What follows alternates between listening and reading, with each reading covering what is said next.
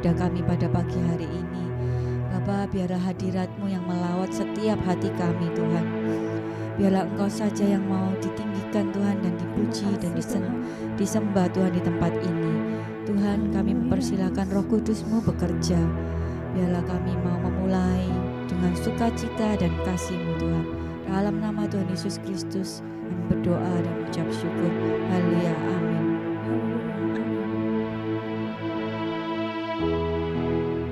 Pujilah aku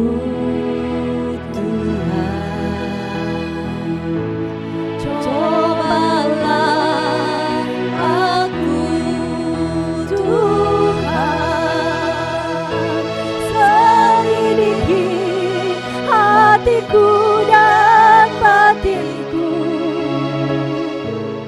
mataku tertuju padamu.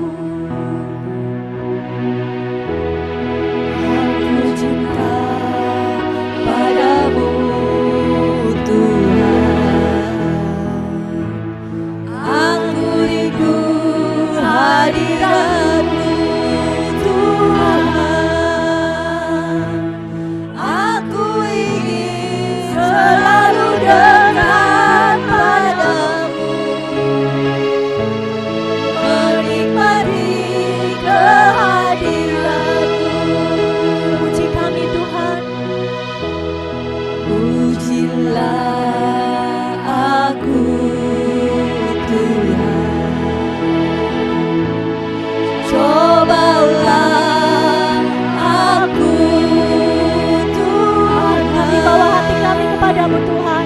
Selidiki hatiku dan hatiku, mataku tertuju padamu. Aku cinta padamu Tuhan, aku rindu hadirat-Mu Tuhan, aku ingin selalu dekat padamu, menikmati kehadiran-Mu. Menyanyi Hosana bagi Rajaku yang duduk di atas. Kau ku muliakan dan ku agungkan. Kau layak disembah, Kau yang layak Tuhan. Hosana bagi Rajaku yang duduk di tahta. Aku muliakan dan ku agungkan. Kau layak disembah. Hanya Kau yang layak kami sembah Tuhan.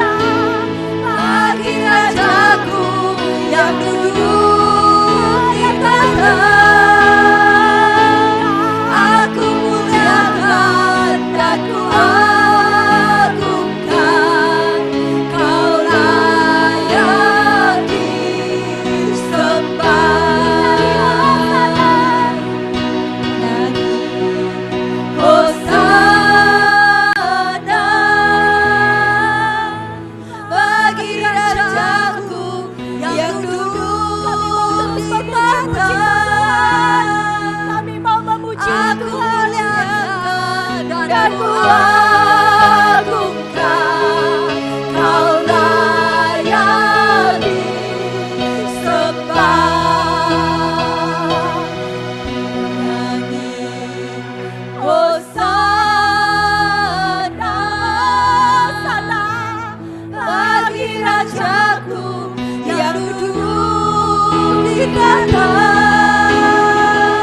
Aku muliakan dan ku agungkan, kau layak disembah. Sebab kau layak terima pujian, kau layak, sebab kau layak, kau yang layak Tuhan terima pujian, sebab kau layak, kau yang layak. Ku agungkan Yesus, Raja di atas segala raja. Sebab kau layak, kau yang layak Tuhan. Terima pujian, kau layak bagimu segala pujian. Terima pujian, sebab kau layak, kau yang layak. Ku agungkan Yesus, Raja di atas segala raja. Sebab kau layak, terima pujian, kau sangat layak. Sebab kau layak, kau yang layak. Terima pujian, kau yang layak Tuhan. Ku agungkan Yesus, Raja di atas segala raja.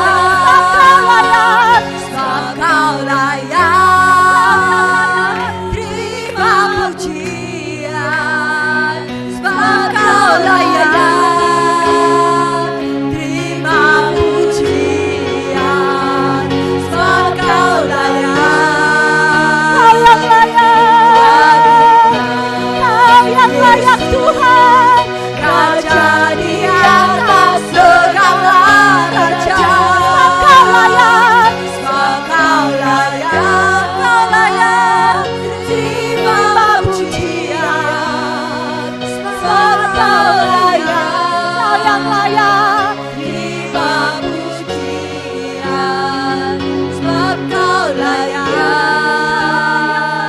Ku agungkan Yesus, Raja di atas segala raja. Sebab kau yang layak Tuhan, kau layak, hanya kau yang layak. Pujian, sebab kau layak, terima pujian, kau yang layak Tuhan. Kau bertahta Tuhan, kau bertahta. Namamu ditinggikan Tuhan di tempat ini. Raja di atas segala raja. Sebab kau yang layak, sebab kau layak, terima pujian, sebab kau layak, terima pujian, sebab kau layak, kau yang layak Tuhan. Hanya Engkau, Raja di atas segala raja. Sebab kau layak, sebab kau layak, terima pujian, sebab kau layak, terima pujian, sebab kau layak. Ku agungkan Yesus, Raja di atas segala raja. Sebab kau yang layak, sebab kau layak, terima pujian, sebab kau layak, kau yang layak Tuhan. Sebab kau layak, kau yang layak,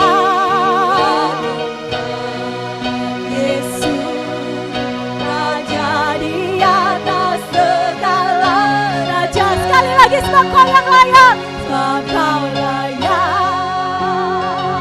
Terima pujian, sebab Kau layak. Terima pujian, sebab Kau layak. Ku agungkan Yesus, Raja di atas segala raja. How great is our God. Sing with me, how great you are, great, oh Lord. You are so great. How great is our God. How great, how great. How great you are, great is our God. Sing with me, how great is our God. And all will sing how great, how great is our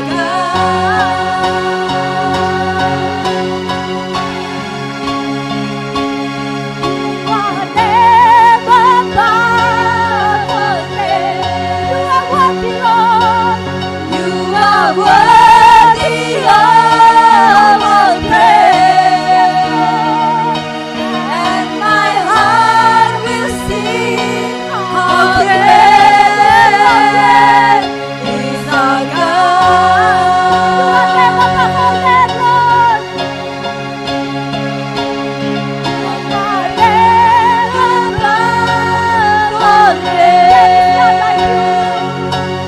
You are worthy of all praise, and my heart will sing how great is our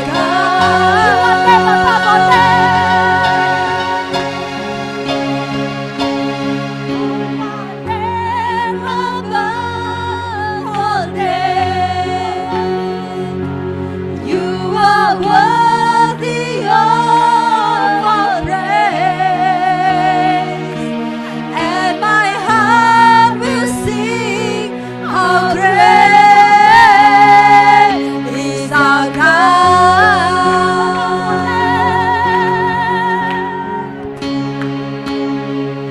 What name above all names. You are worthy of all praise, yes, Lord. And my heart will sing how great is our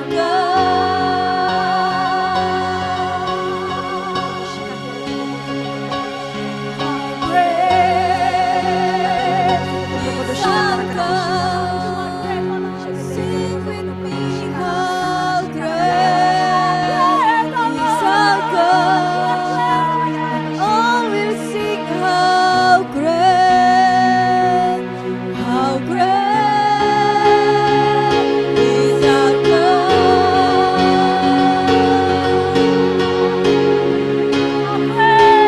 How great is our God. Sing with me how great is our God. All will sing how great is our God. All will sing how great is our God.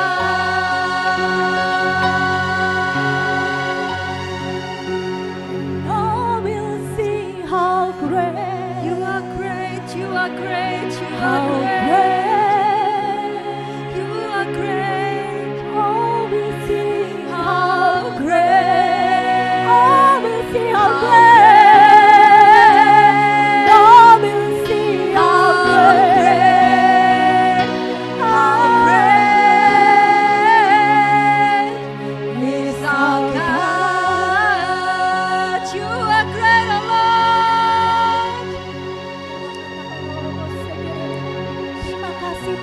punya Allah yang besar, Allah yang dahsyat. Thank you Lord. Terima kasih Tuhan.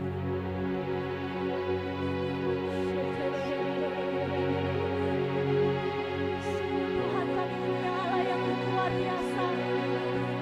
Sungguh Tuhan, kami punya Allah yang luar biasa Tuhan, Allah yang tidak tertandingi.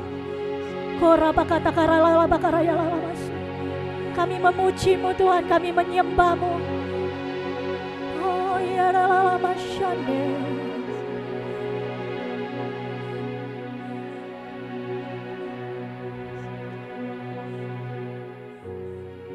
Sang Damai Penuntun Penyayang Putra Allah perkasa pemenang, Sang Raja Allah hidup selamanya. Ku agungkan, Kau ku agungkan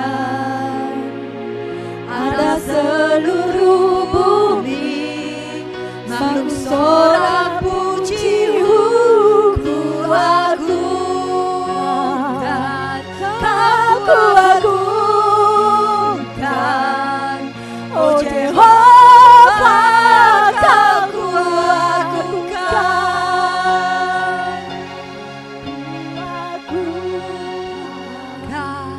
Kau ku agungkan atas seluruh bumi, makhluk sorak puji-Mu ku agungkan, Kau ku agungkan, oh Jehovah, Kau ku agungkan.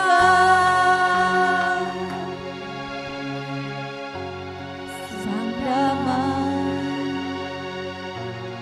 Penuntun Penyayang Putra Allah perkasa pemenang, Sang Raja Allah yang hidup selamanya. Kau ku agungkan atas seluruh bumi, makhluk sorak puji-Mu ku agungkan, Kau ku agungkan, oh Jehovah, Kau ku agungkan, ku agungkan, Kau ku agungkan atas seluruh bumi, makhluk sorak puji-Mu ku agungkan, Kau ku agungkan, oh Jehovah, Kau ku agungkan, ku agungkan, Kau ku agungkan atas seluruh bumi, makhluk sorak puji-Mu ku agungkan, Kau ku agungkan, oh Jehovah, Kau ku agungkan,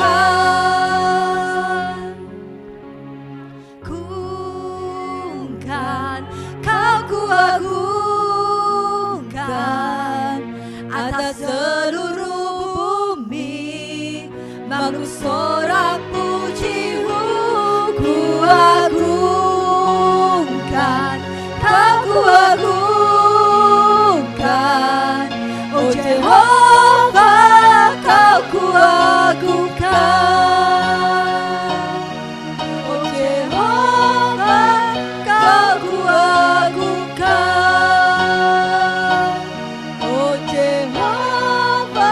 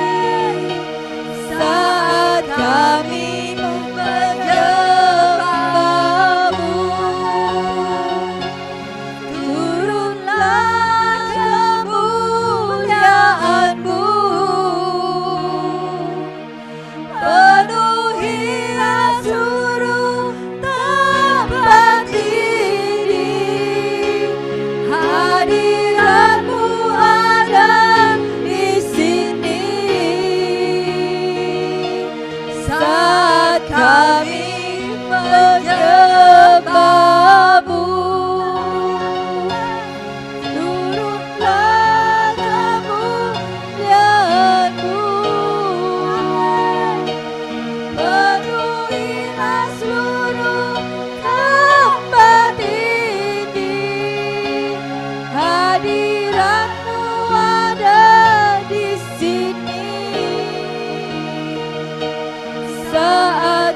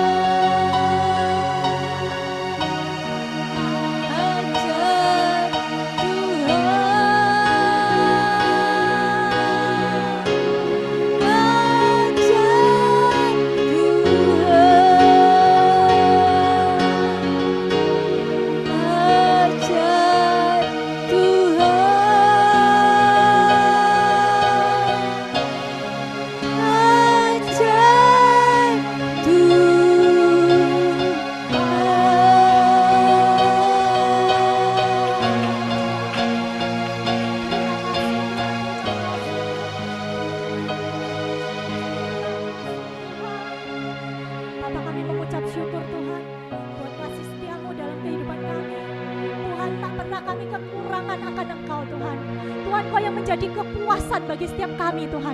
Terima kasih Tuhan, terima kasih. Terus Engkau memuaskan Tuhan kehidupan kami Tuhan. Bapa, hanya Engkau Tuhan satu-satunya yang kami ingini di bumi ini Tuhan. Kirapa kata karaya lama syekereki anak karala bakora karaya lama bakora masih. To God be the glory. To God be the glory. To God be the glory for the things He has done. With His blood He has saved me. By His power He has raised me. To God be the glory for the things He has done. To God be the glory. To God be the glory. To God be the glory for the things He has done.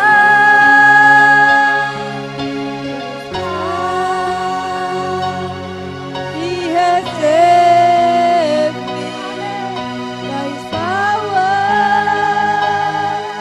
He has raised me.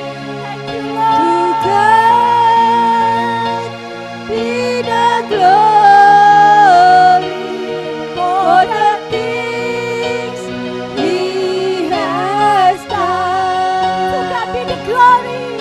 To God be the glory. To God be the glory. To God be the glory for the things He has done. By His blood He has saved. Thank you, Lord. Thank you, Lord. He has raised me. To God be the glory for the things He has done. To God be the glory for the things He has done. Terima kasih Tuhan. Terima kasih Tuhan buat darah-Mu. Terima kasih Tuhan buat kuasa kebangkitan-Mu yang sudah membangkitkan setiap kami Tuhan. Amin. Kami mau pakai kuasa-Mu itu Tuhan. Terima kasih Tuhan, Kau juga mengurapi mulut hamba-Mu ini Tuhan.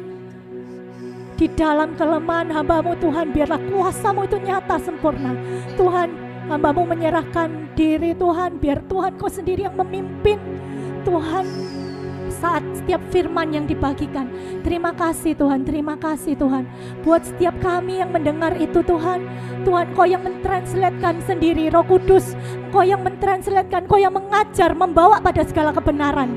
Terima kasih Tuhan, terima kasih Tuhan. Kami rindu mengalami Engkau, kami rindu mengalami terang-Mu masuk di dalam setiap kami. Terima kasih Bapa, di dalam nama Tuhan Yesus kami berdoa, amin.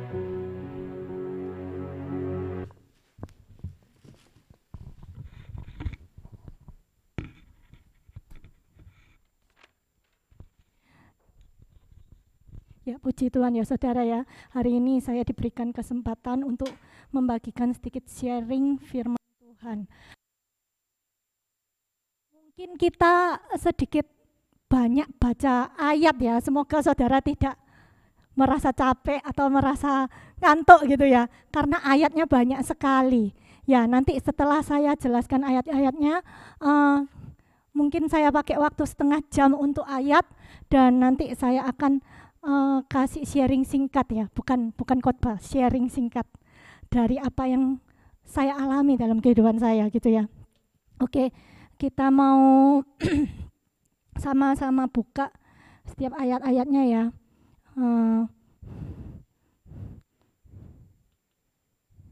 Bentar, saya buka Alkitabnya dulu.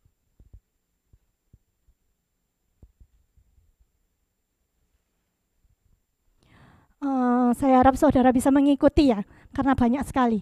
Ibrani 6 ayat 1 saya akan baca dari terjemahan lama.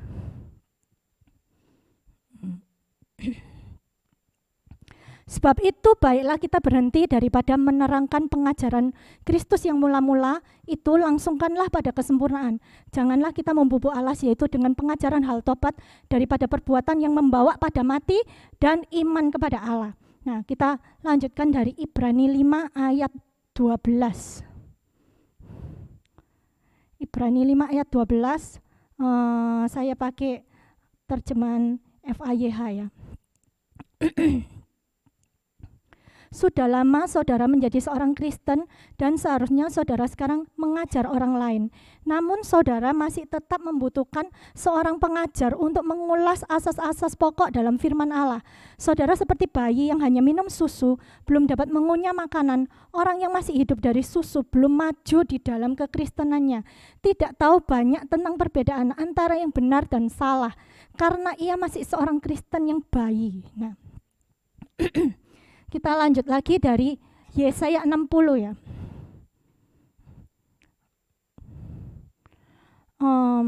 Ini saya pakai terjemahan AYT ya. Yesaya 60 mulai ayat 1. Hari ini saya akan membawakan tentang bagaimana kita ini menjadi terang Tuhan gitu ya. Yesaya 60 ayat 1, bangkit bersinarlah sebab terangmu telah datang dan kemuliaan Tuhan bangkit atasmu. Sebab sesungguhnya kegelapan akan melingkupi bumi dan kegelapan yang pekat melingkupi bangsa-bangsa. Bangsa-bangsa akan datang kepada terangmu dan raja-raja kepada cahaya yang terbit kepadamu. Jadi di mana ada terang, di situ ada bukan cuma menarik orang-orang yang biasa ya, tapi menarik raja-raja. Dan di terjemahan lain itu diterjemahkan bangsa-bangsa itu ada orang-orang kafir, seperti itu ya. Angkatlah matamu, lihat sekeliling, lihatlah mereka berkumpul bersama dan datang kepadamu. Nah, kita ini disuruh sama Tuhan memandang sekeliling kita, bukan kita ini tidak mau peduli sama sekeliling kita ya. Maka kita akan melihat anak laki-laki akan datang dari tempat yang jauh, anak-anak perempuan akan digendong. Maka kamu akan melihat dan menjadi berseri-seri. Hatimu akan bergetar dan bersuka cita karena kelimpahan laut akan dialihkan kepadamu dan kekayaan bangsa-bangsa akan datang kepadamu. Kekayaan bangsa-bangsa ini belum tentu tentang harta gitu ya, belum tentu. Tapi bisa yang lain. Sejumlah besar unta akan menutupi kamu, unta muda dari Midian, Eva semuanya dari Seba akan datang. Mereka akan membawa emas kemenyan dan akan memberitakan kemasyuran Tuhan. Nah, kalau di terjemahan lain, bahkan kemasyuran Tuhan ini Tuhan sendiri yang memuliakan dirinya gitu ya. Bukan karena orang-orang, tapi Tuhan sendiri yang membuat orang-orang itu mengirim segala sesuatu untuk Tuhan, sehingga itu akan membawa kemuliaan bagi Tuhan. Semua ternak Bani Kedar akan dikumpulkan bersama kepadamu, domba-domba jantan Nebayot akan melayanimu. Domba-domba itu akan naik ke dalam perkenanan di atas mezbahku dan aku akan memuliakan rumah kemuliaanku. Nah, ini sekali lagi Tuhan bilang bahwa bahkan yang dari kaum Kedar, yang dari luar, orang-orang yang beriman itu akan dibawa ke dalam perbendaharaan rumah Tuhan gitu ya. Bahkan Tuhan itu yang memuliakan dirinya sendiri sekali lagi. Siapa mereka ini yang terbang seperti awan dan seperti burung merpati ke pintu kandangnya. Sesungguhnya pulau-pulau akan menantikan aku, kapal Tarsis yang pertama untuk membawa anak-anakmu laki-laki dari jauh, perak dan emas mereka ada bersama mereka. Bagi nama Tuhan Allahmu, bagi yang kudus dari Israel, karena dia telah memuliakan kamu. Nah, Jadi Tuhan itu nanti akan memuliakan kita. Karena apa? Bukan karena kita hebat, bukan. Tapi karena terangnya itu terbit di dalam kita, seperti ayat 1 tadi ya. Orang-orang asing akan membangun tembok-tembokmu, raja-raja mereka akan melayanimu. Sebab di dalam murkaku aku telah memukulmu, tetapi di dalam perkenananku aku telah berbelas kasihan padamu.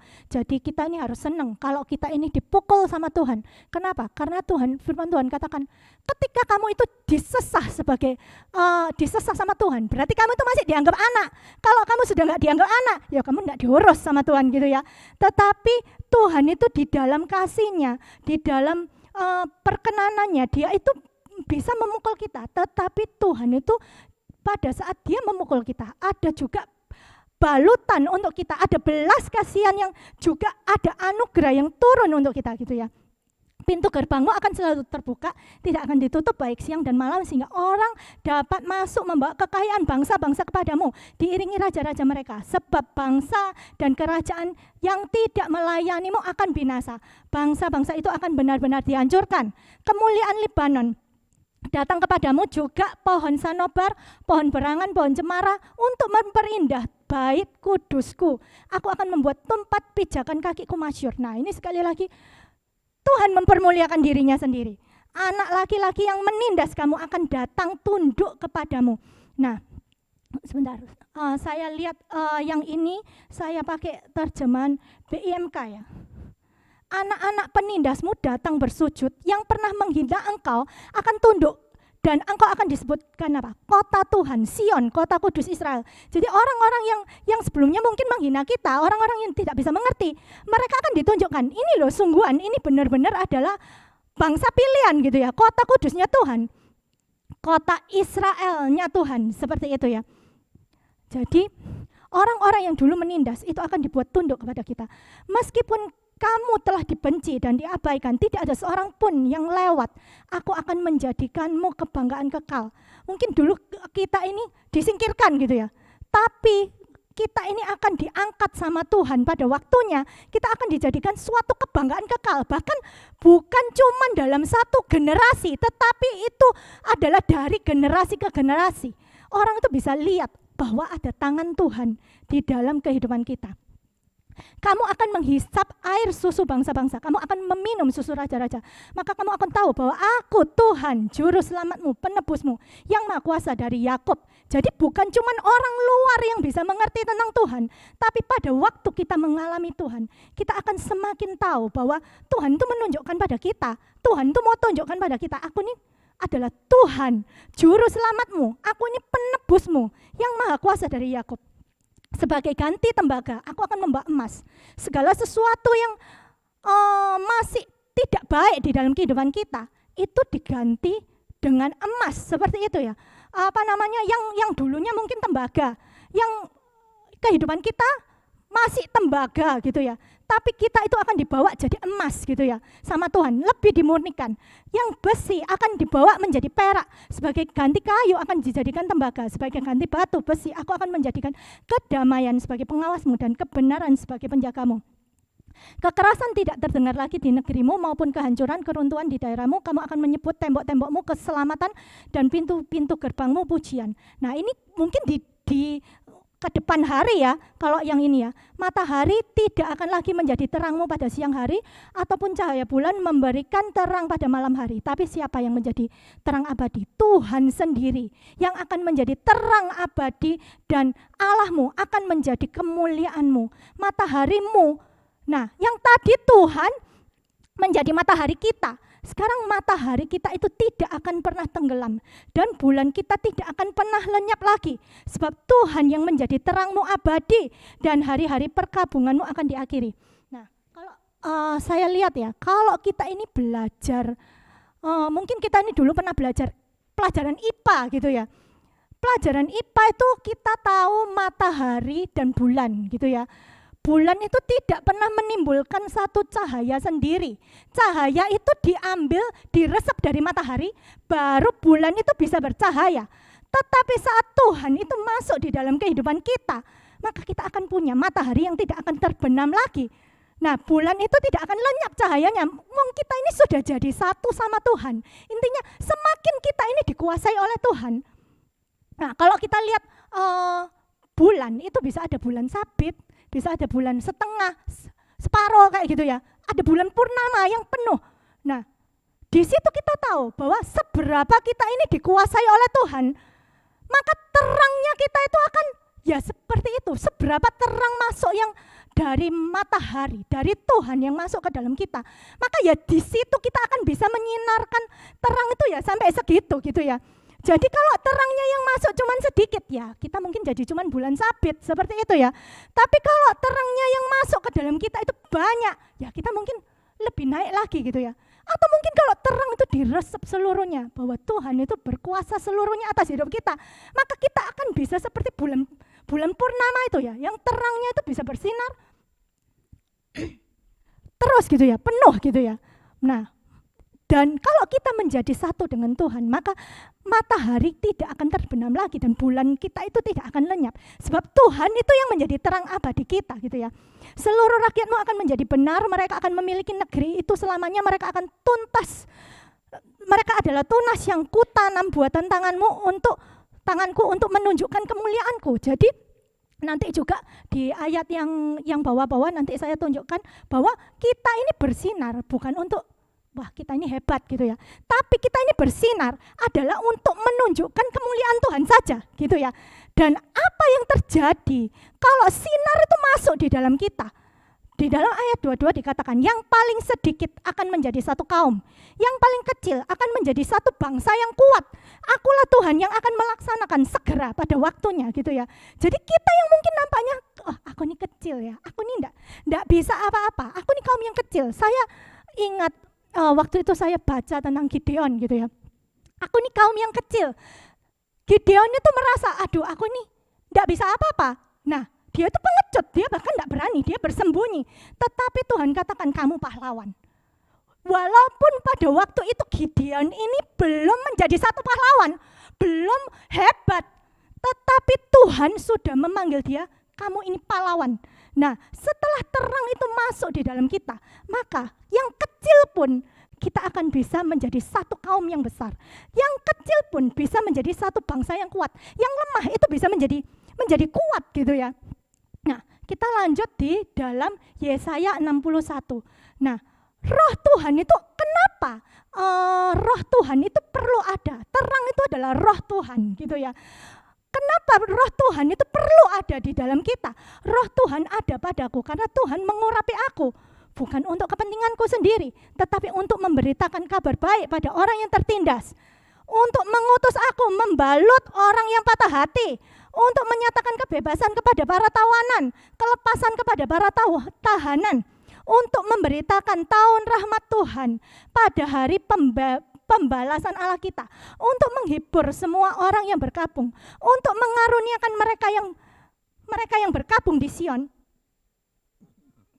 memberi mereka hiasan kepala ganti abu, minyak sukacita ganti duka cita, jubah pujian ganti semangat yang pudar, sehingga mereka akan disebut pohon terbantin kebenaran. Jadi mungkin keadaannya sudah remuk-remuk gitu ya, sudah jadi abu. Kalau abu nggak bisa balik jadi yang awal gitu ya, karena abu kalau kita belajar dulu di IPA, kalau sudah jadi abu itu tidak bisa kembali jadi yang misalnya kertas dibakar jadi abu, tidak bisa balik lagi jadi kertas. Tetapi Tuhan itu bisa mengupai, bisa membalikkan yang sebelumnya duka cita bisa menjadi sukacita. Nah, kita ini dipakai Tuhan untuk semuanya ini. Saat terang itu masuk di dalam kita, maka terangnya Tuhan akan membuat kita bisa melakukan ini semua. Mereka akan membangun kembali reruntuhan-reruntuhan kuno. Mereka akan mendirikan kembali kehancuran yang dulu kala. Bayangkan kalau sudah runtuh, bangunan sudah runtuh semua. Apakah membangun itu mudah? Tidak mudah. Tetapi Tuhan katakan, kalau terang itu masuk, dan itu terang itu ada di dalam kamu, maka kamu akan dimampukan untuk bisa mendirikan reruntuhan-reruntuhan yang kuno, mungkin yang sudah dari dulu, sudah nggak ada yang menyentuh lagi ke sana gitu ya. memperbaiki kota-kota runtuh yang telah menjadi sunyi dari generasi ke generasi. Dari dulu tidak ada pertolongan, tidak ada maksudnya jawaban. Tetapi kalau Tuhan itu menjadi terang dalam kehidupan kita, maka kita ini bisa menjadi jawaban buat orang-orang yang runtuh ini. Nah, kita lanjut di Yesaya 62 ya. Yesaya 62 saya pakai dari firman Allah yang hidup ya. Sebentar. Karena aku mengasihi Sion, karena hatiku merindukan Yerusalem, maka aku tidak akan duduk diam saja. Aku akan terus berseru kepada Allah untuknya sampai kebenarannya bersinar-sinar dan keselamatannya bercahaya. Kenapa? Karena Tuhan itu begitu mengasihi kita gitu ya. Bahkan mengasihi jiwa-jiwa. Jadi kita ini Tuhan itu tidak akan duduk diam terus, tapi seperti Yesaya juga berseru-seru kepada Allahnya. Saya percaya bahwa Tuhan Yesus itu berdoa syafaat buat kita. Dia juga berseru-seru pada Bapa supaya kebenaran kita ini terus akan dimunculkan. Keselamatan kita ini, sinar kita, keselamatan itu bisa bercahaya gitu ya. Supaya apa? Nah, Yesaya bisa berdoa seperti ini. Hati ini diambil dari hatinya Tuhan gitu ya. Maka bangsa-bangsa akan melihat kebenaranmu, raja-raja akan melihat kemuliaanmu, maka engkau akan disebut dengan nama baru yang dianugerahkan Tuhan padamu. Tuhan akan meninggikan engkau di tangannya. Bukan di tangan orang lain, di tangannya sendiri. Sehingga apa? Semua orang yang melihat engkau menjadi sebuah mahkota kemuliaan raja di dalam tangan Tuhan. Kita ini bisa jadi mahkota kemuliaan. Nanti di ayat yang bawah itu saya akan bahas tentang kalau kita ini adalah excellent wife. Jadi istri yang apa ya itu? Excellent tuh istri yang unggul gitu. Itu tapi terjemahannya bukan unggul sih. Apa namanya? Excellent wife itu adalah crown ya untuk husbandnya gitu ya. Mahkota untuk suaminya gitu ya. Nah, bagaimana kita ini bisa menjadi mahkota untuk suami kita, yaitu Tuhan nanti gitu ya. Bagaimana kita ini bisa menjadi satu yang dipamerkan Tuhan gitu ya. Dan itu Tuhan yang akan meninggikan bukan dengan wah kita ini bersolek gitu ya, bukan ya. Tapi Tuhan yang meninggikan dengan tangannya sendiri sehingga semua orang akan dibawa melihat bahwa kamu itu bisa jadi mahkota kemuliaan di tangannya Tuhan. Berarti ada tangan Tuhan yang harus membentuk kamu menjadi sebuah mahkota gitu ya. Engkau tidak lagi disebutkan negeri yang ditinggalkan Allah atau negeri yang dilupakan Allah, tetapi engkau akan disebut dengan nama baru, negeri kekasih Tuhan. Pada waktu saya minta nama dari Tuhan, Tuhan saya minta nama gitu ya. Tuhan kasih nama itu Hepzibah ya. Hepzibah itu adalah ya ini artinya negeri kekasih Tuhan. Mungkin saya dulu kehidupan saya bukanlah satu kehidupan yang baik. Saya tidak pernah merasakan, saya selalu mencari Tuhan, Tuhan aku mau cari Engkau, aku mau cari Engkau. Nah, mungkin seperti di dalam ayat ini, seperti negeri yang sudah ditinggalkan, seperti negeri yang sudah dilupakan. Tapi kalau kita ini mencari Tuhan dengan kesungguhan hati kita, maka Tuhan itu akan panggil kita. Tuhan akan kasih kita nama baru. Apa yang sudah dilupakan, Tuhan akan bilang, kamu akan menjadi kekasih Tuhan. Dan kamu akan disebut apa? Yang bersuami. Yang jadi suami kita itu adalah Tuhan sendiri. Dan Tuhan akan mengasihi engkau. Dan Tuhan akan menyebut engkau sebagai miliknya. Nah, ya ini ya. Nah, terus kita akan baca lagi di dalam Efesus 5. Mulai ayat 1 saya pakai terjemahan FAHY ya. FAYH, sorry. Dalam segala perbuatan, hendaklah saudara mengikuti teladan Allah, gimana seorang anak yang sangat dikasihi mengikuti teladan ayahnya. Nah, seperti Tuhan mengikuti, kalau apa yang dikerjakan Tuhan Yesus selalu apa yang dia lihat dari Bapaknya. Tuhan Yesus itu tidak pernah ngawur-ngawur mengerjakan sendiri, oh aku mau kerja gini, sekarap-karapku sendiri. Tuhan tidak pernah berbuat seperti itu. Tuhan selalu, dia lihat apa dari Bapak, maka dia mengerjakan persis apa yang Bapaknya lakukan, kayak gitu ya. maka kita pun juga mau mengikuti teladan Allah. Nah, kalau Tuhan itu kudus, maka Tuhan kasih contoh, aku ini kudus, maka aku juga mau kudus. Karena apa? Tuhan itu kudus gitu ya. Maka kita itu ngikut. Gimana caranya? Kalau Tuhan ngikuti Bapa, maka kita dikasih contoh Yesus. Yesus itu bukan cuman turun ke dunia untuk menebus dosa kita. Kenapa Yesus itu harus jadi manusia? Kenapa kok enggak dari atas saya dia menyelamatkan kita sudah selesai? Kenapa dia itu harus turun jadi manusia? Karena dengan dia itu jadi manusia, maka baru dia itu bisa memberikan contoh. Ini loh, tak kasih teladan. Aku yang hidup sebagai manusia, aku yang melepaskan keilahianku, maka aku ini bisa loh berjalan di dalam kekudusan sampai aku mati di atas kayu salib. Aku ini didapati berkenan sama Tuhan, sama Bapaknya, gitu ya. Karena apa? Aku hidupku selalu dipimpin oleh Roh. Kemanapun Roh mau bawa aku ngikut. Aku lihat Bapakku, aku tidak sembarangan hidup suka-suka hatiku. Nah, karena itu dia itu begitu dikasihi sama Bapak, karena dia itu penuh dengan ketaatan. Maka kita ini mencontoh dalam segala sesuatu, kita itu meniru Yesus. Jadi dalam segala sesuatu yang kita lakukan, kita mulai bertanya, kalau Yesus dalam keadaan kayak gini, apa yang akan Yesus lakukan? Maka itu yang akan kita perbuat. Jadi kita ini jangan cepat-cepat bertindak dalam segala sesuatu sehingga kita ini banyak kesalahan. Saya adalah orang yang sangat ceroboh gitu ya. Maksudnya dalam bertindak itu lebih cepat tindakan daripada karena mikir dulu gitu ya. Enggak pernah mikir. Maju dulu, bertindak dulu gitu ya. Mikirnya kari gitu ya. Jadi akhirnya apa? Banyak kesalahan-kesalahan yang dibuat. Setelah banyak kesalahan-kesalahan yang dibuat, banyak kehancuran-kehancuran yang sebenarnya nggak perlu terjadi. Seperti itu ya.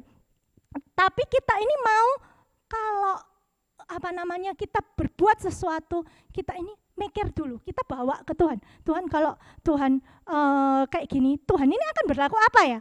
Nah, seperti itu. Hati kita itu ngikuti Tuhan, caranya Tuhan itu gimana? Kenapa? Karena Tuhan itu untuk sudah memberikan contoh. Aku ini hidup, ini loh tak kasih contoh bahwa semuanya itu bisa. Seperti tadi, langsungkan pada kesempurnaan. Keselamatan itu penting. Benar, keselamatan itu penting.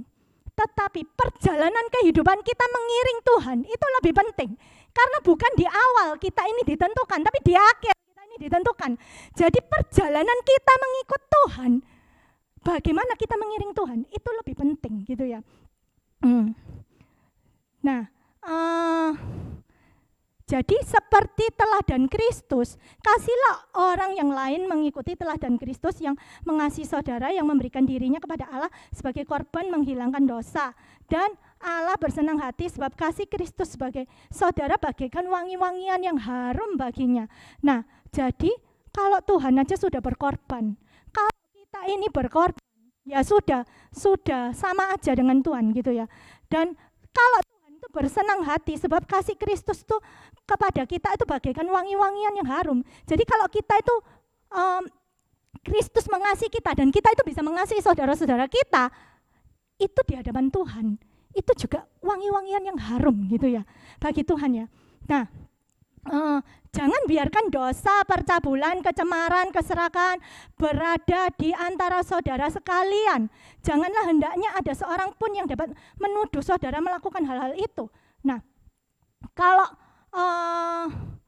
kita tahu bagaimana kita harus berbuat baik, tetapi kita tidak melakukan, kita itu berdosa loh. Nah, jangan biarkan ada segala sesuatu, kita biarkan dosa-dosa kecil itu masuk. Oh gak apa-apa, ini toh cuman segini aja gitu ya. Saya ingat C. Petris itu minggu lalu cerita tentang Daniel. Daniel itu adalah seorang yang punya excellent spirit gitu ya. Jadi di dalam segala hal dia didapati gak bisa ada celah di dalam kehidupannya Daniel. Tidak bisa ada celah. Dia mau di dalam hal ini, oh kok gak bisa ya? Kecuali dalam hal apa? Oh ya dia suka berdoa. Nah, tapi itu sebenarnya alasannya nggak masuk akal gitu ya. Berdoa kok dijadikan ya, tapi mungkin itu bagi orang yang tidak beriman. Tetapi di dalam kehidupannya Daniel itu nggak ada celah loh. Dia itu punya excellent spirit. Karena apa? Karena setiap kali dia lakukan, Ya seperti tadi, oh aku mau lakukan untuk Tuhan. Oh nanti walaupun gak ada yang lihat, aku mau lakukan. Kenapa? Karena ada dua mata Tuhan yang lihat gitu ya, yang selalu lihat kita. Jadi kita nggak mau, sembunyi-sembunyi berdosa, ada kecemaran, ada keserakan, tidak boleh masuk, tidak boleh ada celah yang terbuka. Nah, atau cerita cabul, atau perkataan kotor, atau lelucon, aduh guyonan gitu ya. Nggak apa-apa, kan ini cuma guyonan sih. Orang guyonan kan biasa seperti itu ya. Tapi Tuhan bilang, ini loh, jangan semuanya. Kamu nih hendaknya saling mengingatkan tentang kebaikan Allah dan bersyukur gitu ya. Dan saudara dapat yakin bahwa kerajaan Kristus dan Allah tidak akan dimiliki oleh orang-orang yang cemar atau orang-orang yang serakah. Atau orang yang serakah sebenarnya adalah penyembah berhala, sebab ia mencintai, memuja barang-barang yang indah dalam hidup ini. Nah, C. Esther yang khotbahnya C. Esther dan juga khotbahnya C. Petrus yang 2 minggu lalu dan 1 minggu lalu gitu ya. Berhala itu bisa banyak sekali gitu ya. Waktu itu mungkin C. Esther bahas tentang orang muda. Berhalanya apa? Pada uangnya. Walaupun ketaatannya sudah semuanya benar gitu ya. Tapi ada satu, dia nggak mau kasih uangnya untuk jual miliknya untuk dikasih pada orang miskin. Maka dia tidak bisa mencapai satu kesempurnaan gitu ya. Karena Tuhan itu tidak mau kita ini cuma korban ya. Ketaatan itu bagi Tuhan itu lebih berarti daripada korban, lembu, tambun, apapun. Itu ketaatanmu itu lebih berarti bagi Tuhan gitu ya. Juga mungkin berhala kita bisa apa? Bisa anak kita, bisa keluarga kita, mungkin bisa apa? Pekerjaan kita, pelayanan kita, banyak seperti yang disebutkan C. Petrus ya. Jadi kita jangan mau disesatkan. Nah, kita baca lagi dalam Yohanes 8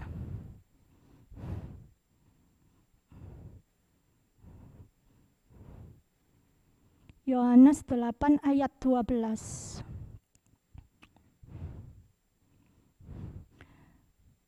Dan dalam salah satu pembicaraannya, Yesus berkata pada orang banyak, "Aku adalah terang dunia.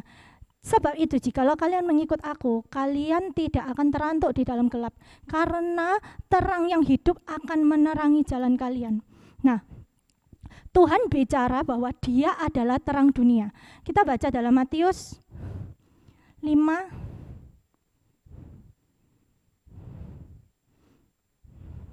ayat 14. Kalian adalah terang dunia yang nampak kepada semua orang seperti kota di atas bukit bercahaya pada malam hari. Janganlah terang itu kalian sembunyikan, melainkan biarlah terang itu bercahaya bagi semua orang. Biarlah semua orang melihat kalian berbuat baik, sehingga mereka akan memuji Bapa kalian yang ada di surga. Jadi bagaimana terang kita itu bisa bercahaya? Kalau orang itu melihat perbuatan baik kita. Nah, tadi Tuhan berkata, "Aku ini adalah terang dunia." Ya kan? Tapi Tuhan bilang lagi sekarang, "Kamu ini loh terang dunia." Yang tadinya Tuhan bilang, "Aku terang dunia." Sekarang, "Kamu terang dunia." Nah, berarti kita ini punya tugas, yaitu adalah merefleksikan Tuhan. Nah, Tuhan mungkin sekarang di surga, tapi kita diberi Tuhan itu Roh Kudus sebagai penolong. Roh Kudus yang akan memampukan terang itu masuk, maka kita ini akan menjadi terang dunia. Nah, kalau terang dunia, maka kita itu harus apa? Supaya orang itu terang itu bisa bercahaya. Ada satu perbuatan baik. Karena di dunia itu kan tidak mengenal sesuatu yang baik ya. Semua yang di dunia itu jahat. Jadi orang itu akan lihat, kok ada sesuatu yang beda. Saya percaya waktu Daud itu mungkin kecil gitu ya. Seperti ceritanya C. Esther, kecil. Dia mau lawan Goliat. Siapa yang berani percaya kayak gitu ya? Daniel. Daniel bekas tawanan gitu ya. Tapi kenapa ada sesuatu yang beda? Pasti ada sesuatu yang beda. Ada satu perbuatan baik yang bisa dilihat, yang beda, yang tidak bisa didapatkan dari orang-orang yang lain gitu ya. Sehingga orang-orang itu akan memuji Tuhan seperti itu. Bahkan Daud itu dikatakan apa? Orang-orang yang melihat menjadi takut dan mereka memuji nama Tuhan gitu ya. Karena lewat sinar yang terpancar dari kita, orang-orang itu akan memuji Tuhan. Tuhannya orang ini luar biasa. Makanya itu raja-raja, semua orang tahu, Allahnya Daniel tuh Allah yang luar biasa. Mereka memuji Tuhan karena mereka melihat, ini enggak sama gitu ya.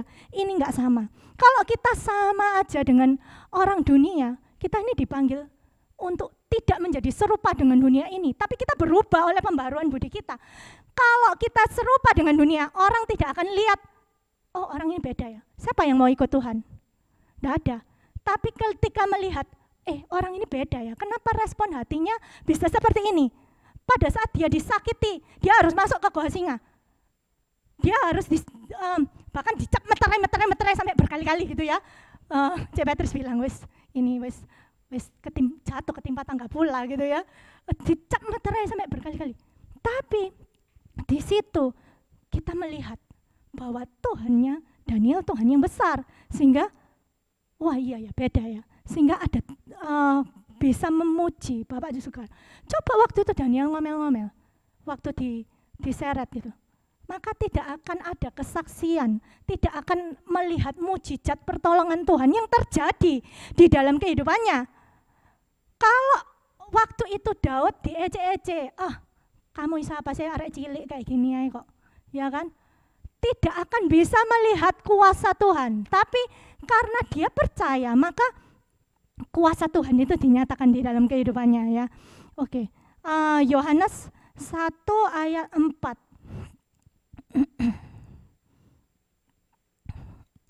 Di dalam Dia ada hidup kekal, dan inilah yang memberi terang kepada segenap umat manusia. Jadi terang kita seperti tadi di dalam Dia. Dia itu siapa? Dia itu adalah Tuhan sendiri gitu ya. 1 Petrus 2 ayat 9. Tetapi saudara tidak seperti itu, saudara telah dipilih sendiri sebagai imam, raja itu suci serta murni dan milik Allah pribadi, supaya saudara dapat memperlihatkan kepada orang lain bagaimana Allah memanggil saudara keluar dari kegelapan untuk masuk di dalam terangnya yang ajaib. Jadi kita ini dipilih sama Tuhan, kita punya tugas sebagai imam raja ya, untuk memperlihatkan pada orang lain. Jadi kehidupan kita ini ditolong Tuhan, kita ini diselamatkan sama Tuhan, bukan untuk diri kita sendiri, tapi kita ditolong Tuhan, kita diselamatkan sama Tuhan, supaya Allah bisa memakai kita, memanggil saudara-saudara kita yang lain keluar dari kegelapan untuk masuk ke dalam terangnya yang ajaib. 1 Tesalonika 5 ayat 5. Karena saudara semua adalah anak-anak terang, anak-anak siang, bukan milik kegelapan dan malam. Berjaga-jagalah, jangan tertidur seperti yang lain. Waspadalah akan kedatangannya dan tetaplah sadar. Ya, kita baca lagi dalam Kejadian 49 ayat 14 sampai 15. Isakar adalah seperti keledai yang kuat yang sedang beristirahat di antara kantong muatan. Ketika dia melihat betapa baiknya negeri itu dan betapa subur keadaan tanahnya, ia rela memikul bebannya dan melayani majikannya dengan giat. Nah, kita baca dalam terjemahan lain ya.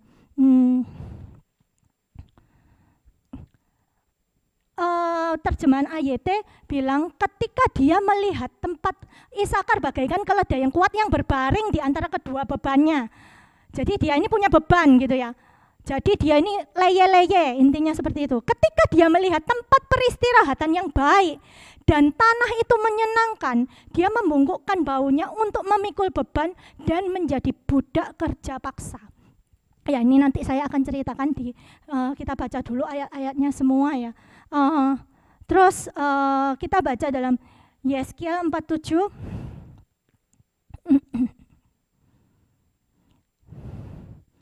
Ada air yang mengalir dari bait suci. Kemudian dia membawa kembali ke pintu bait suci. Lihatlah air keluar dari bawah ambang pintu yang menghadap ke timur, karena bait suci itu menghadap ke timur, dan air itu dari bawah sebelah kanan bait suci di sebelah selatan mezbah. Dia membawaku keluar melalui pintu gerbang utara dan menuntun berkeliling di sebelah luar menuju pintu bagian luar yang menghadap timur. Air bercucuran keluar dari sebelah selatan.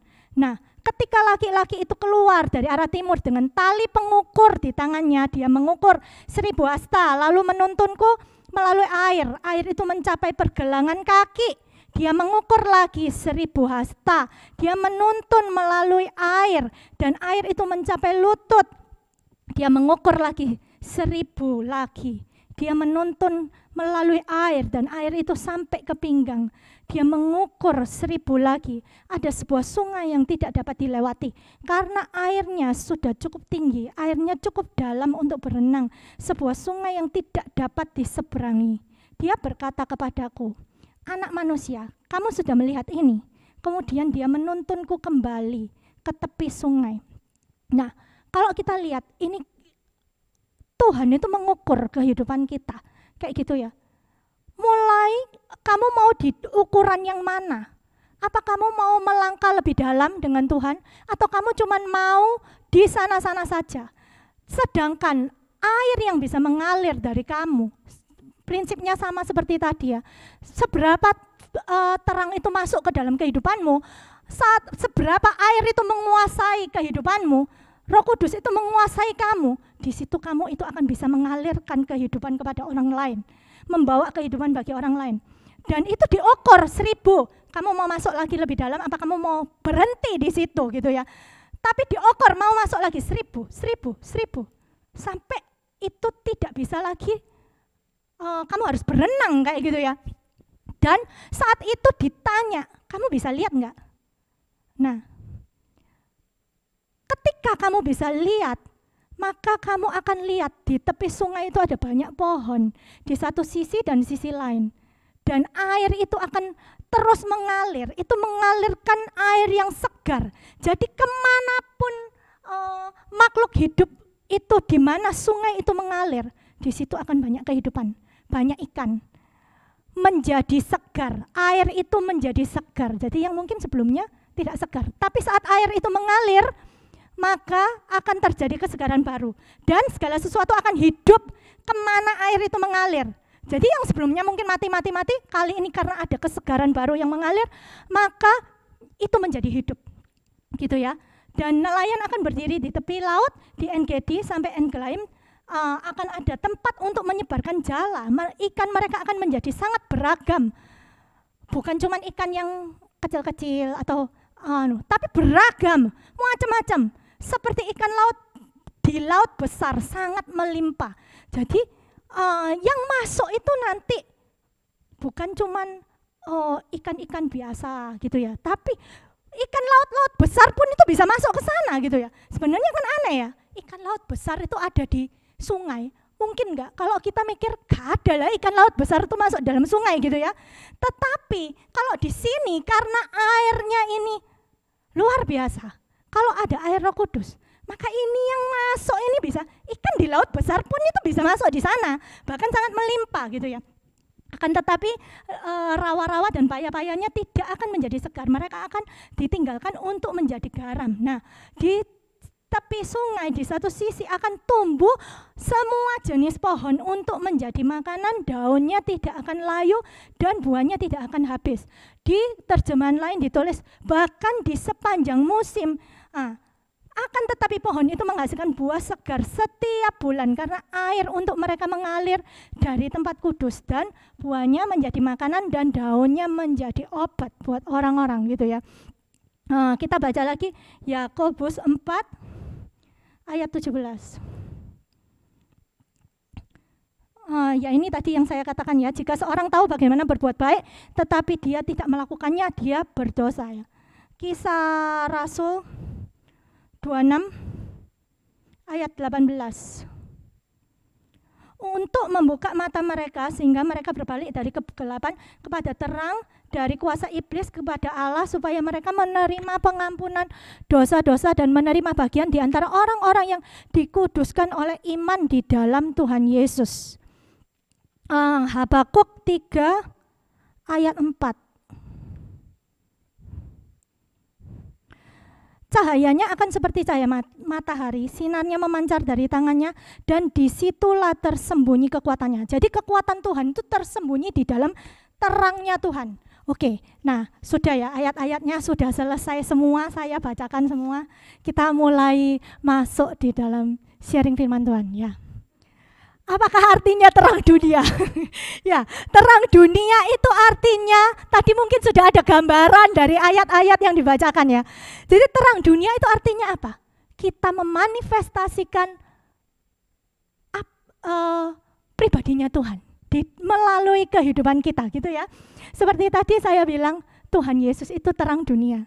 Tapi Tuhan bilang, kamu sekarang terang dunia. Jadi saat Roh Kudus itu masuk dan bekerja di dalam kehidupan kita, maka kita itu bisa menghasilkan terang. Nah, apa yang membuat kita bisa bersinar? Ya cuman kuasa Roh Kudus yang tadi saya jelaskan. Tidak ada bulan yang bisa bersinar sendiri tanpa ada matahari yang menyinari. Ya, apa yang dilakukan terang itu? Kalau ada terang, apa yang dilakukan? Nah, kita bayangkan kalau kita itu di dalam satu ruangan yang gelap. Mungkin kalau cahaya lilin menerangi, itu cuma menerangi kecil gitu ya. Tapi kalau kita lihat di ruangan ini pakai lampu. Semakin banyak lampunya, semakin kelihatan semua. Nah, apa yang ditunjukkan oleh terang? Pada saat kita tidak punya terang, maka segala sesuatu dalam kehidupan kita nggak akan tahu apakah kehidupan kita itu benar apa salah di hadapan Tuhan. Seperti Yesaya, mungkin Yesaya itu sudah dipakai Tuhan luar biasa gitu ya. Dia itu loh nabi luar biasa. Tetapi pada saat terang itu masuk di dalam kehidupannya, maka dia lihat, aduh, aku ini ternyata masih najis bibir ya. Saat orang-orang itu mau dipakai Tuhan, maka mereka harus mengizinkan terang itu untuk menyentuh kehidupan mereka. Orang yang rindu untuk mereka itu dipakai sama Tuhan, maka dia harus membiarkan terang itu masuk gitu ya.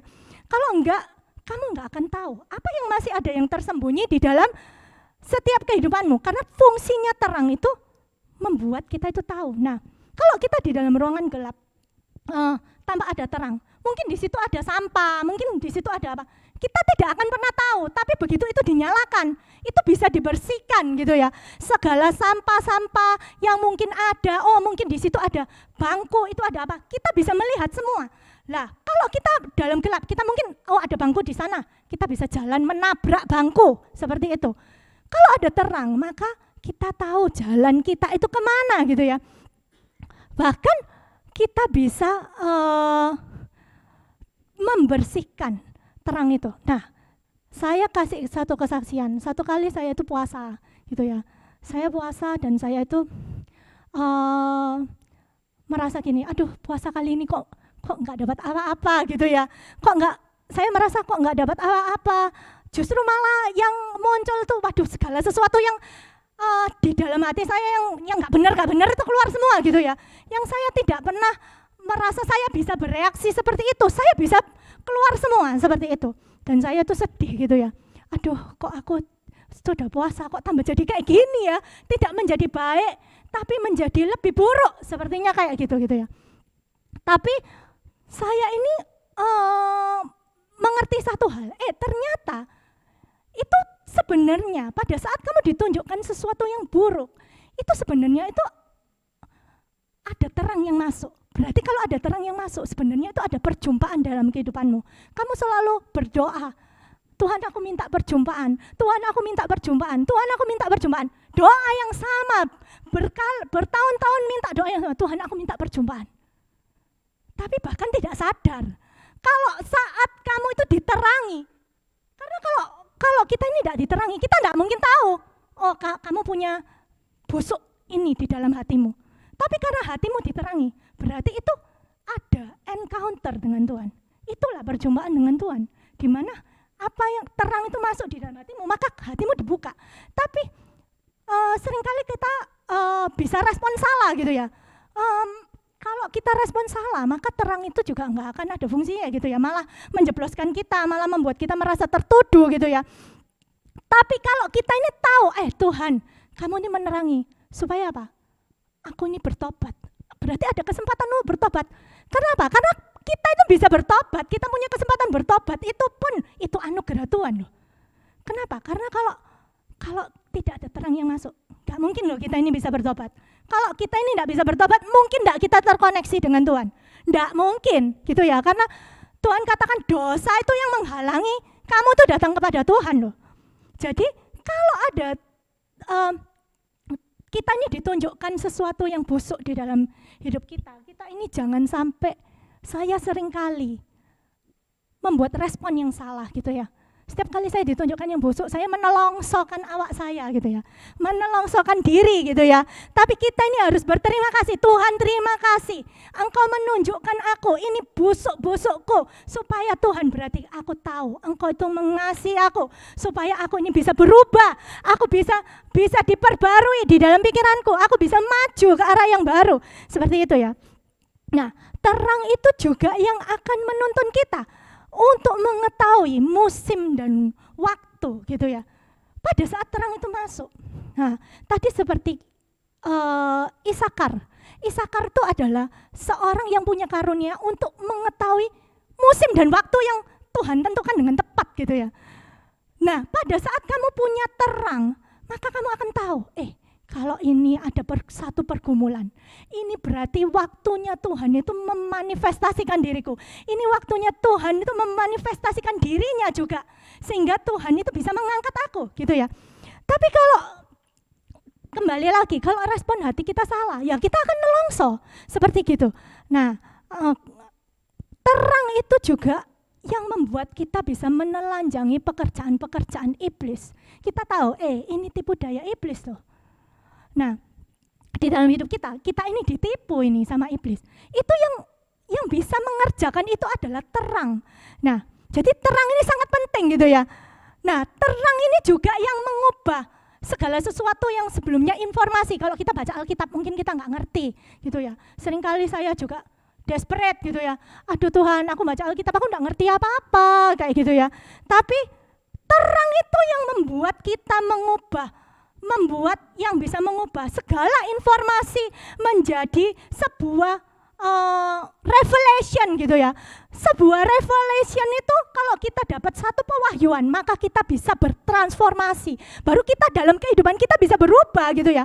Kalau kita ini semua yang jadi informasi dalam Alkitab itu tidak akan mengubah apa-apa dan tidak akan membawa kita kemana-mana.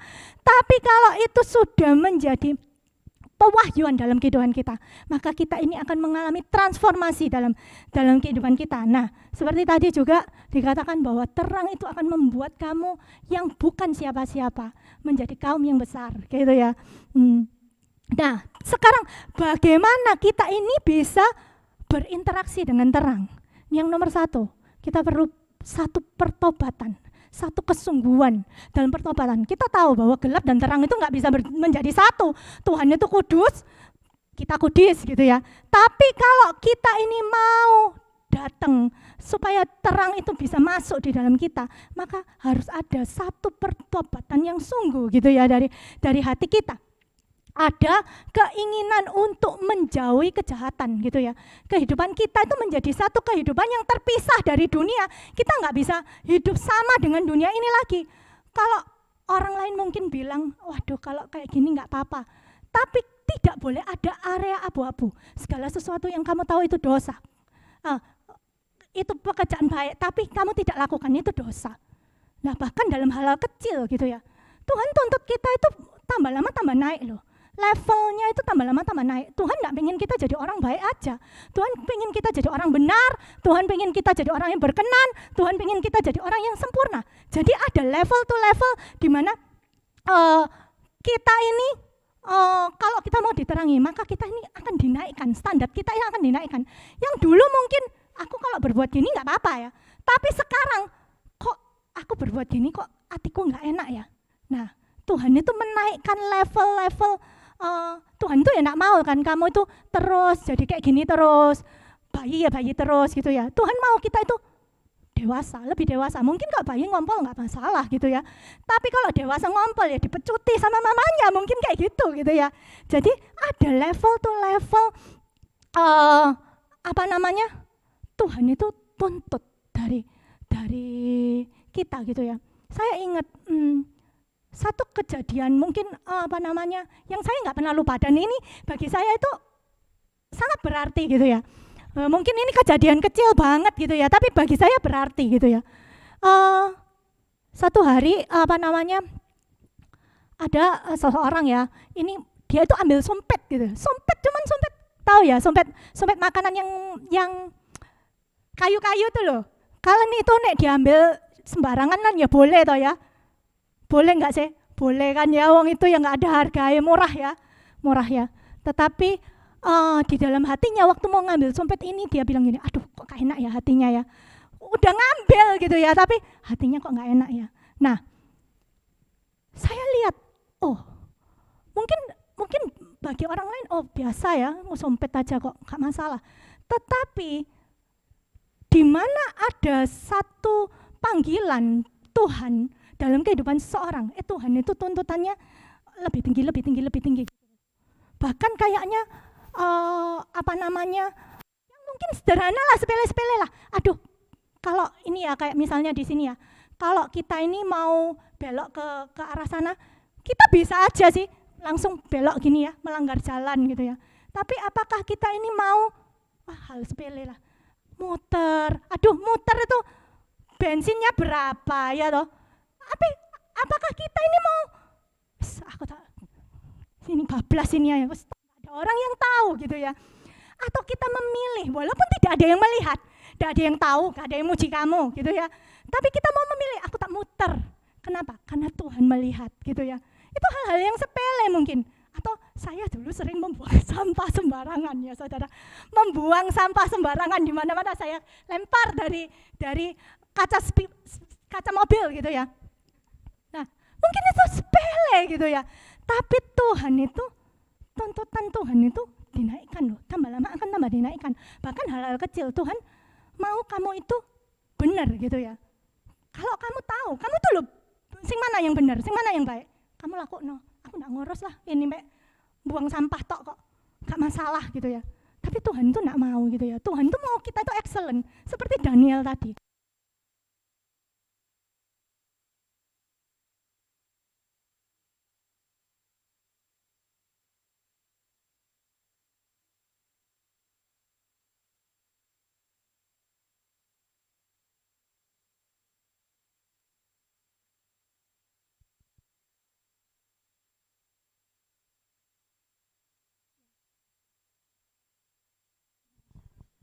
Tes.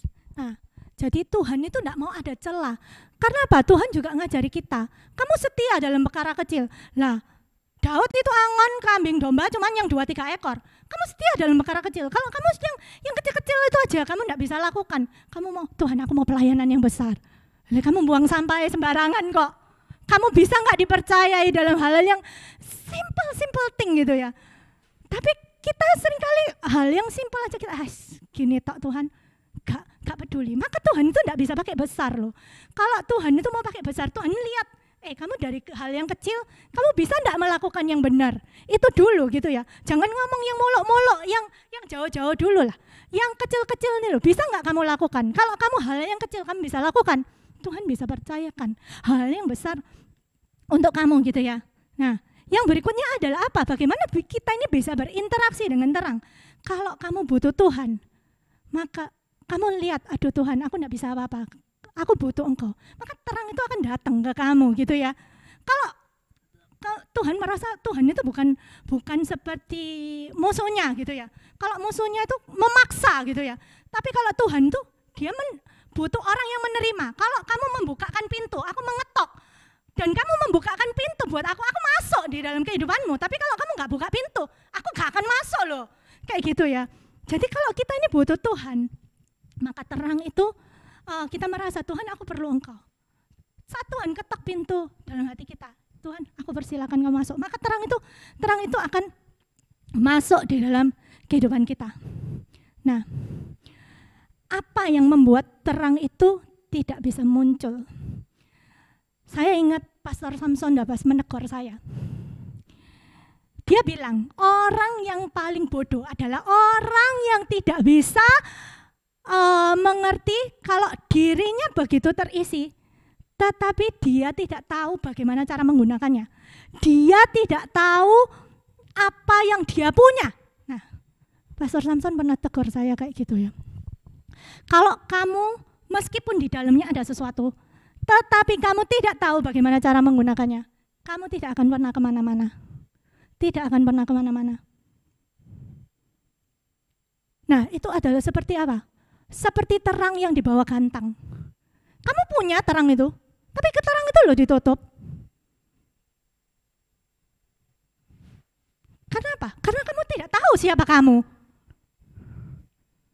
Dan dia kasih saya 5 hal yang untuk saya belajar menanyakan pada diri saya sendiri.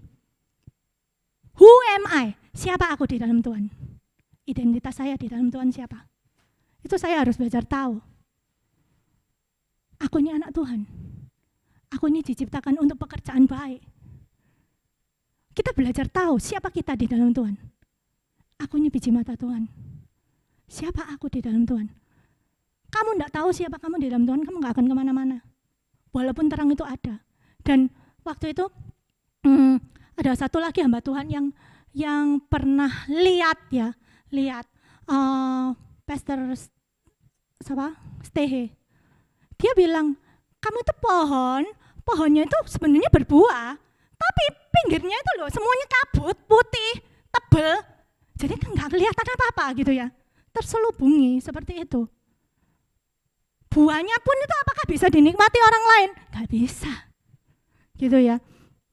Kenapa? Bahkan kita ini tidak mengerti diri kita sendiri. Apa yang kita punya kita nggak tahu. Kita lu punya Tuhan yang besar. Kita nggak tahu. Nah, kalau saya bacakan ini ya, sebentar ya.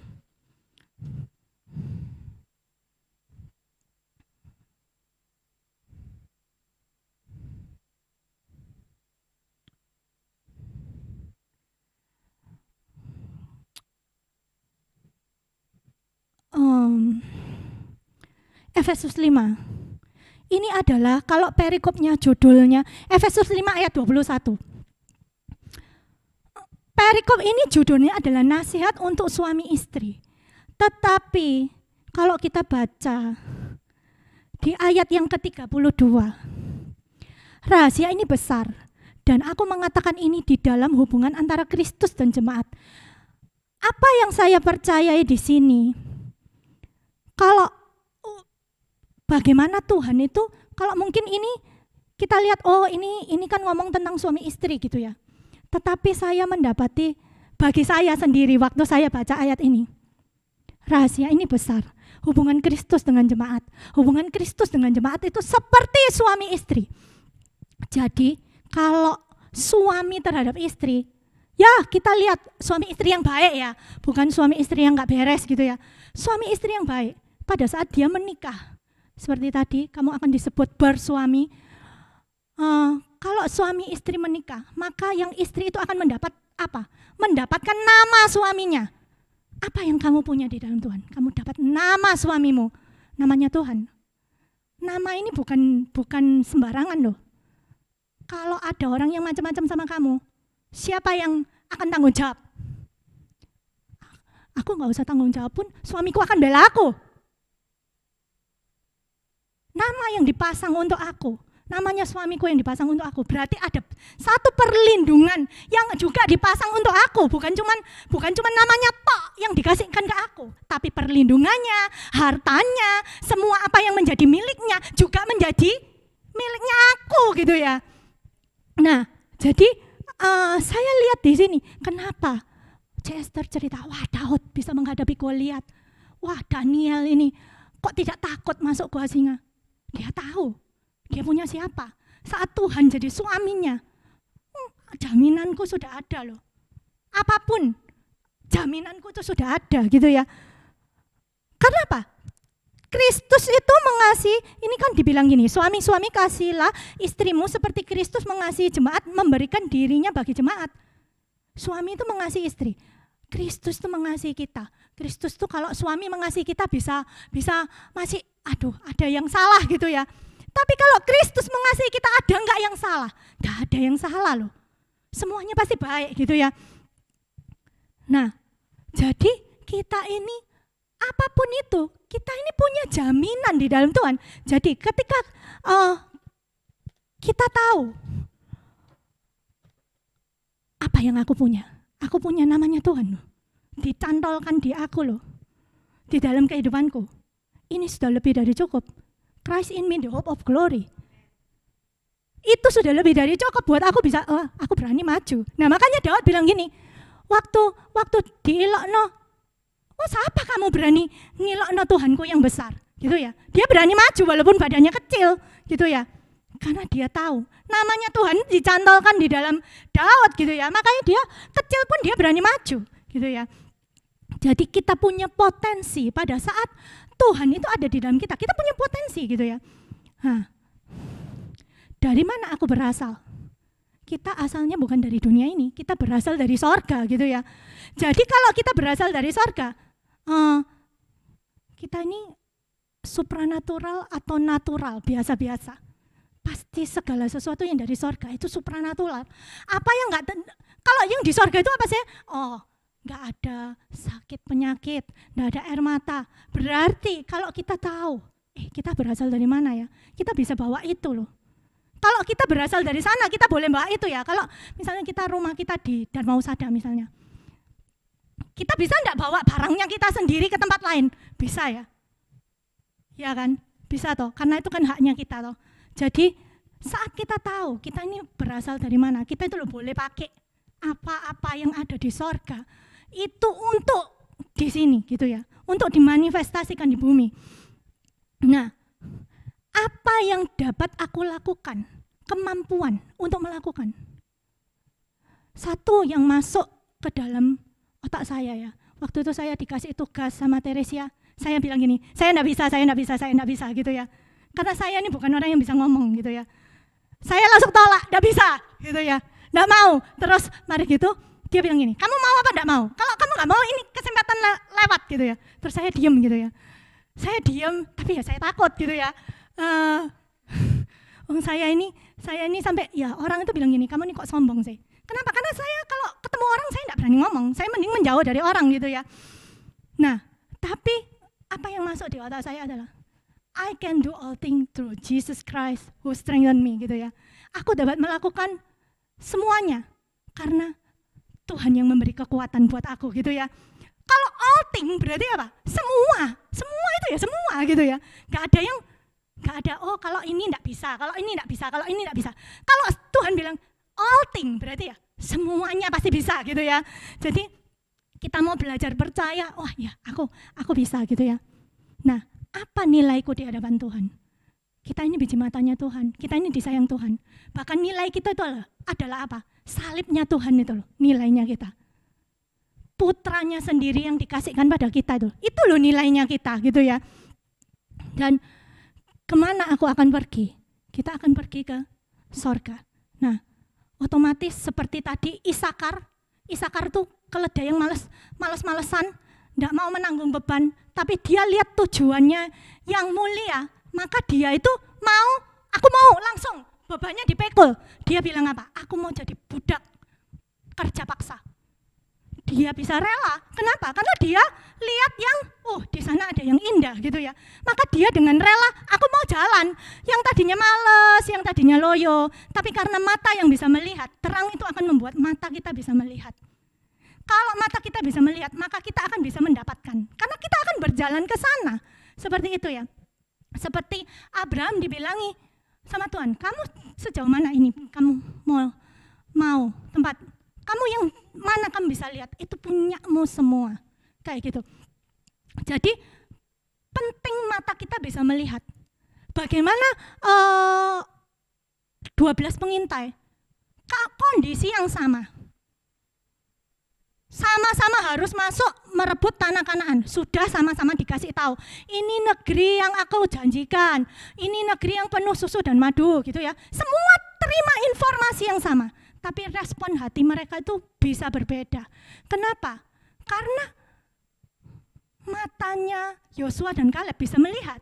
Karena terang itu masuk ke dalam kita belajar sains itu ada gunanya loh ternyata. Ya kan? Kalau cahaya itu masuk ke dalam retina mata, maka mata kita bisa melihat gitu ya.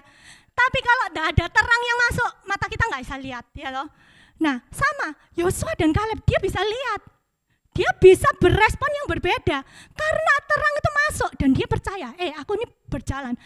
Bahkan mereka belum bertempur, mereka sudah menang. Mereka sudah meraih tempat perjanjian karena mata mereka bisa melihat. Terang itu sangat mempengaruhi, terang itu sangat penting. Kalau kamu tidak punya terang, matamu tidak bisa lihat apa-apa. Matamu tidak bisa membuat kamu berjalan di dalam janji-janjinya Tuhan. Seperti Elisa itu bisa lihat. Elisa nggak takut waktu perang. Nggak takut aku. Tentaranya kita lebih banyak karena dia bisa melihat kereta kuda berapi di sekelilingnya. Tapi bujangnya, medeni ini kondisi yang begitu medeni karena ini yang menawar kita banyak gitu ya. Nah, kenapa? Karena matanya ini tidak bisa lihat. Tapi terang Tuhan akan membuat mata itu terbuka sehingga bisa melihat pasukannya singgone sekitar kita ini loh. Ini lebih besar.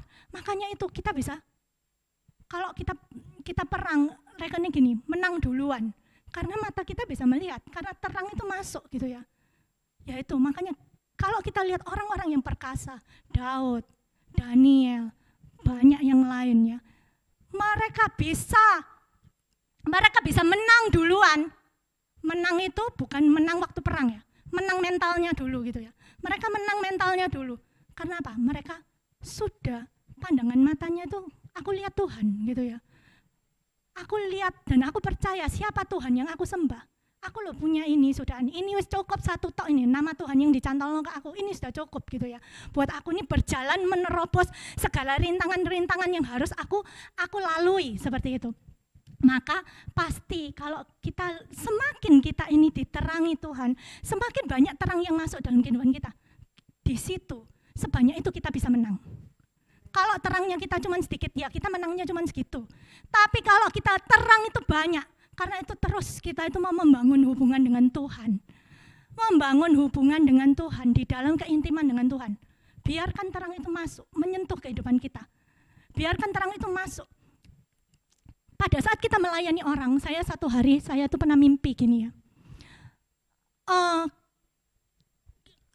Kita dalam satu pelayanan gitu ya. Waktu itu ada tsunami yang besar gitu ya. Terus kita itu ada tsunami yang besar, saya bingung menyelamatkan mama saya gitu ya. Terus tapi waktu kita itu berjalan, orang itu enggak perlu loh, kita ini enggak ngomong apa-apa. Saya sama satu teman gitu ya.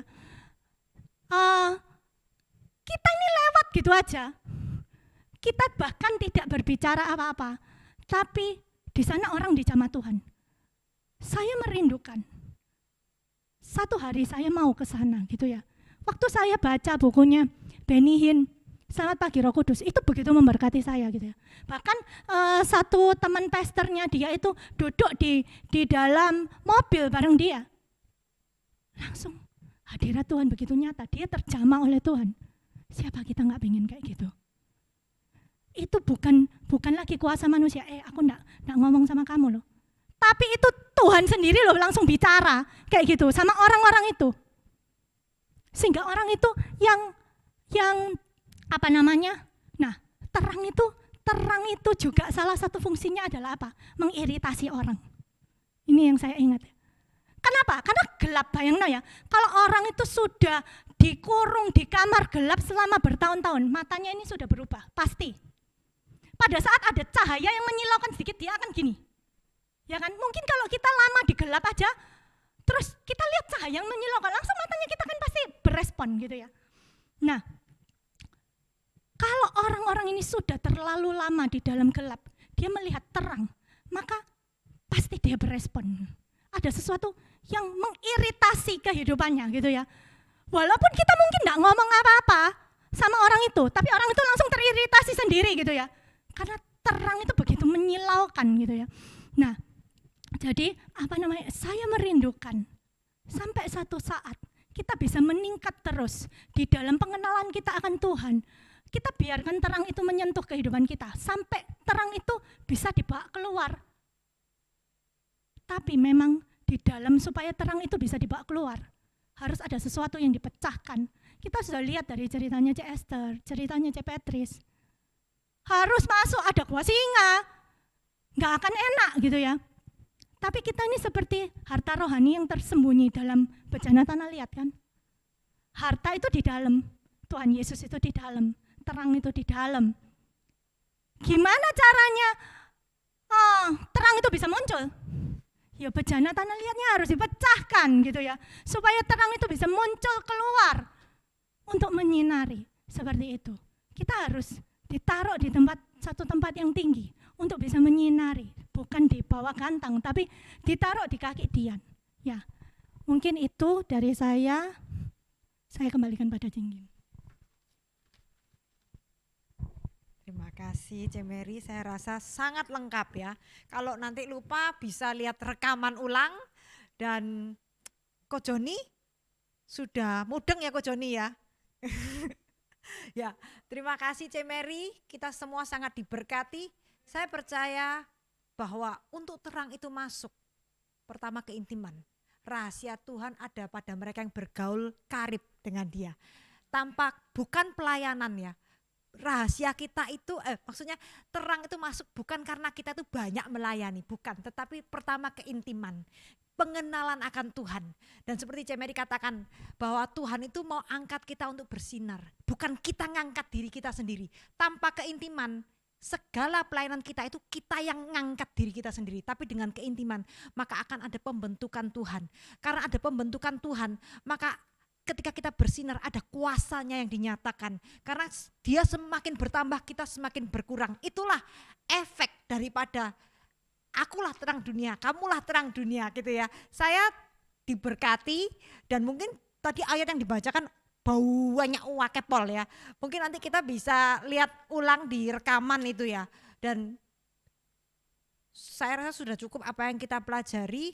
Saatnya gini, bukan hanya mengerti di sini, tetapi kita percaya supaya kepercayaan kita itu bisa menjadi tindakan yang nyata dalam hidup kita. Seperti yang Cik Mary katakan, kalau kita tahu I can do all things to Christ Jesus who strengthen me, berarti kita tuh sanggup melakukan, tidak ada yang bisa menghalangi kita. Dan kalau Tuhan itu sanggup mengubah tadi yang apa? Yang kecil menjadi bangsa, Abram menjadi Abraham, Yakub menjadi Israel. Berarti setiap kita tidak ditentukan oleh latar belakang kita. Setiap kita tidak dibatasi oleh sosial ekonomi kita. Setiap kita itu hanya dibatasi oleh pemikiran kita. Kalau kita tahu kita punya Tuhan yang tidak ada batasnya di dalam diri kita, maka kita tahu dampak kita bersinar itu juga sangat besar. Tergantung kita tuh lihatnya kepada aku atau kita lihat kepada Tuhan yang tidak terbatas. Ya, mungkin itu kita berdoa. Bapak, kami mengucap syukur, terima kasih Engkau sudah mengurapi Cik Mary Tuhan untuk menyampaikan firman-Mu. Tuhan, aku berdoa biar firman-Mu yang dia sampaikan terutama menjadi rema bagi hidupnya Tuhan, mengubah hidupnya Tuhan, sehingga segala sesuatu yang sudah Engkau depositkan di dalam hidupnya Tuhan itu terpancar Tuhan dan menjadi berkat buat orang banyak. Bapak, kami mengucap syukur juga Tuhan buat setiap kami yang sudah mendengarkan kebenaran firman-Mu. Biar setiap kebenaran firman-Mu Tuhan seperti benih Tuhan yang pecah di dalam hidup kami Tuhan, yang berbuah Tuhan. Berikan kami kerendahan hati, berikan kami hati yang mau dibentuk, hati yang mau diproses, hati yang mau melepaskan segala keinginan dunia Tuhan, agar terang-Mu itu dapat masuk menguasai seluruh keberadaan kami Tuhan. Sehingga setiap kami yang ada di tempat ini Tuhan, kami tidak menjadi orang yang biasa-biasa saja, tetapi setiap kami yang ada di tempat ini Tuhan, kami dapat bersinar dimanapun Engkau meletakkan kami Tuhan, di marketplace, di dalam tempat tinggal kami, di dalam komunitas kami, dimanapun Tuhan. Itulah pelayanan kami sesungguhnya. Disitulah kami bersinar bagi kerajaan-Mu, disitulah kami menyebarkan wewangian nama Kristus Tuhan di tengah-tengah dunia yang terluka ini. Terima kasih Tuhan, kami mengucap syukur buat kesempatan hari ini Tuhan. Biarlah firman-Mu yang sudah disampaikan itu merema di dalam hati kami, menuntun setiap langkah kami. Kami mengucap syukur Tuhan dalam nama Tuhan Yesus, haleluya, amin.